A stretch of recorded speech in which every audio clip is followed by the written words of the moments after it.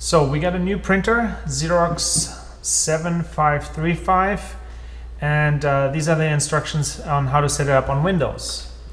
First, what you want to do is you want to open up Internet Explorer, and you want to go to Xerox website, xerox.com.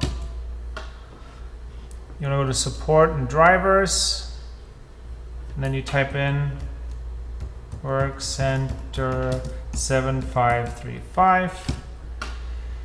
You want to get the drivers and downloads. You got to make sure that you have the right operating system. You want to install Xerox Global Print Driver, and you want to get PCL6 64-bit or 32-bit depending on your operating system. You got to set your operating system up here, but choose the PCL6 driver for your version of Windows. So then you got to go and accept these terms, and you can just click on run, and it's going to download now.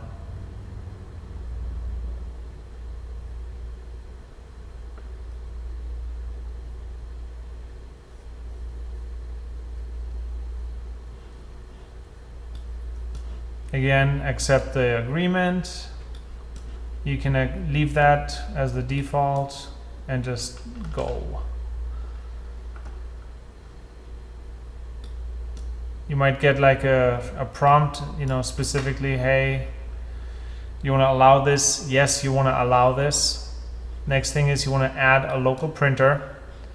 You can use an existing port if you have one that says Xerox 7335. If it doesn't, you create a new port and you say you want to create a standard TCP port. Click next, and then you want to type in Xerox 7335. This is the old printer's name, but I named the new printer the same name so that anybody who already has the new drivers on their computer can just continue to use the old name. And you can rename this.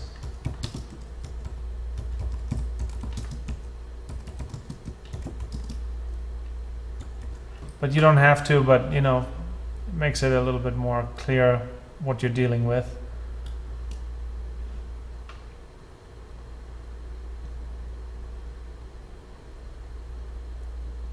This can take a little bit of time, this part.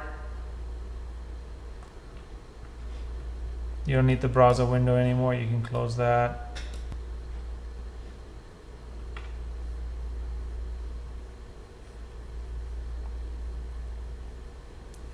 And once this is done, in essence, you're done with installing the printer driver, but then you have to configure the printer.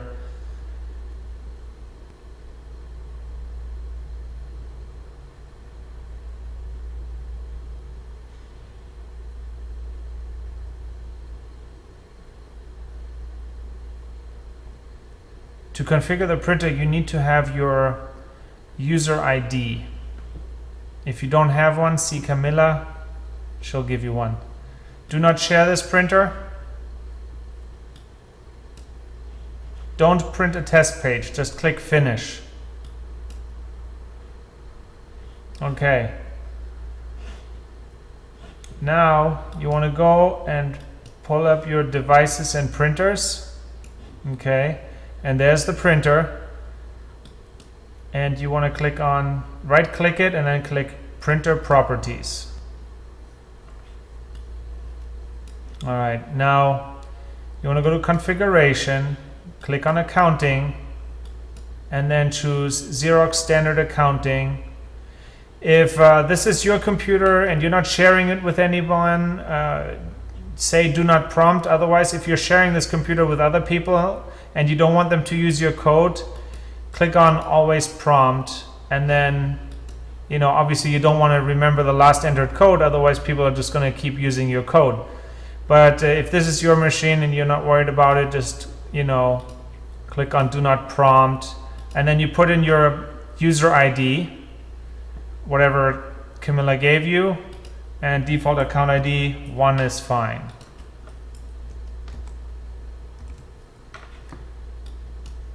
Good. Next, click on the Advanced tab here, click on Printing Defaults.